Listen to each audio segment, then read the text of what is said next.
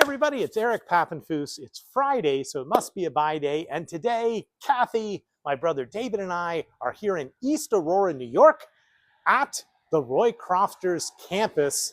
If you look behind us, you can see where Elbert Hubbard, back at the turn of the last century, circa the 1890s, founded his printing press and his arts and crafts colony. There's currently a gift shop museum, a bindery building, a larger printery, and even a copperworks, because the Roycrofters were famous not only for printing their own books, but also binding their own books, creating furniture, sort of at the height of the arts and crafts, and basically being the American sort of counterpart to like William Morris and the Kelmscott Press in England. At least that's what inspired Elbert. We're going to go in here, which is currently an inn. We've ordered some tea by the fireplace, and we're going to look at some original Roycroft books. So come on in. We'll let your eyes adjust, and we'll talk just a little bit about the tour that we just did. David, it was pretty amazing, wasn't it? Well, I enjoyed the postcard that was mailed from New York City before they boarded the Lusitania for the ill-fated voyage. Elbert Hubbard's heyday lasted until 1915, and that's because in 1915 he got the notion he was going to go convince the Kaiser not to enter into World War I, boarded the Lusitania and went down with the Lusitania. But prior to that, he published literally hundreds of books, and we've got a great selection right here that we're going to get to that I brought from Harrisburg that have inspired me. And the first thing I want to show you is the various types of bindings that they did at Roycrofters. The first type being this type of hardcover binding, which was designed to look like the Kelmscott Press books. Plain boards, usually a suede or a leather spine. This is an example here of a book called The Confessions of the Opium Eater. A lot of the books that Elbert Hubbard printed were also signed or inscribed and numbered. So they were all limited. They were done on hand paper. They were done with beautiful initials and illumination. And they always sort of ended with a little statement. So here then endeth The Confession of an Opium Eater by Thomas de Quincey, done into a book by the Roycrofters at the Roycroft shop, which is in East Aurora, New York, and completed on the 15th day of November. And this was 1898. This would have been printed right here in this room, because this room where we're having our tea was the original printery before they built the printery across the way. Now, what's sort of interesting here is these were the most common examples of the Roycroft printing. And you know what these were? You know what these were called? These were called window washers, because they look like sort of rags that you might use to wash a window. But they're all done, and they have inset inside them. You can see sort of beautiful silk end papers and whatnot. I wanted to show you the most famous one. This is called A Message to Garcia.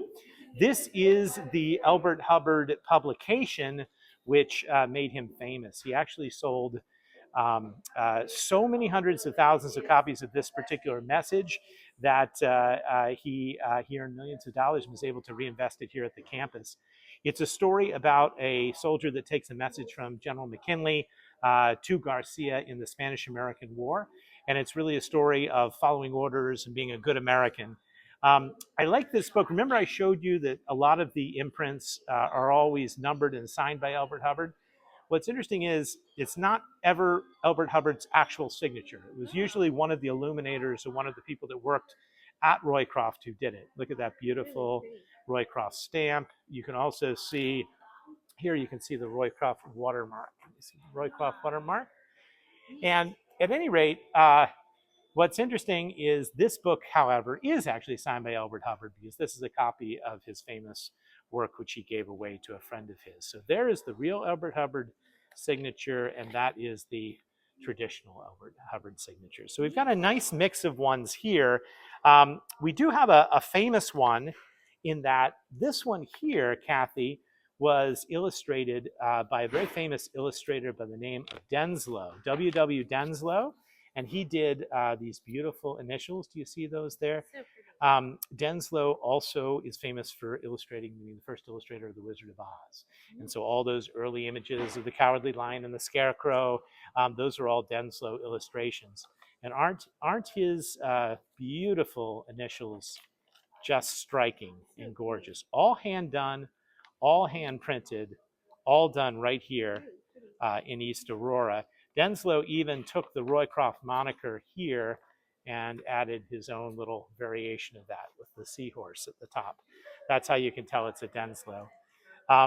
This is a neat one because this is Oscar Wilde. I particularly like this one. It's beautiful, and there's your Roycroft symbol. Now, we learned today on the tour, I have to say, this is perhaps the most interesting fact we learned about Roycroft on the tour, which is that this symbol here is also on a very famous American cookie. You know the answer because you were with me, but if you're watching at home, can you guess what it was? It's the Oreo. And if you buy an Oreo today, you're going to see the Roycroft logo on an Oreo.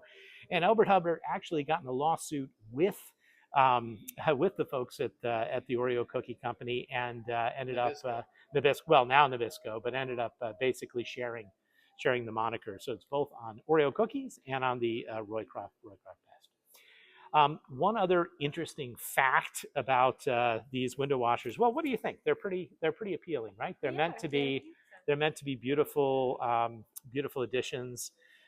Oftentimes they were hand illuminated by women. And we learned today that Elbert was a big proponent of women's suffrage. He employed many women here. And this one I like a lot because you can see that Ellen, is it Ellen or Ella? It is Ella.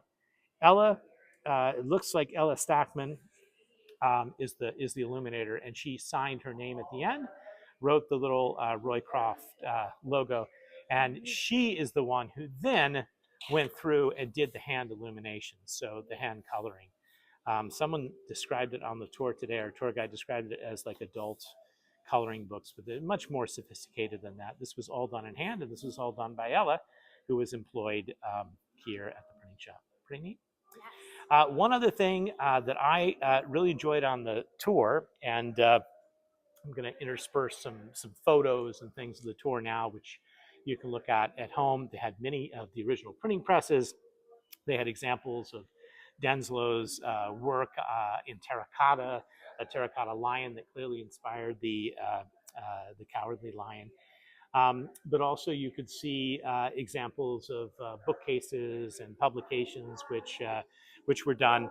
But we also went into the bindery building, and the bindery is particularly famous because it was run by a gentleman by the name of Louis Kinder.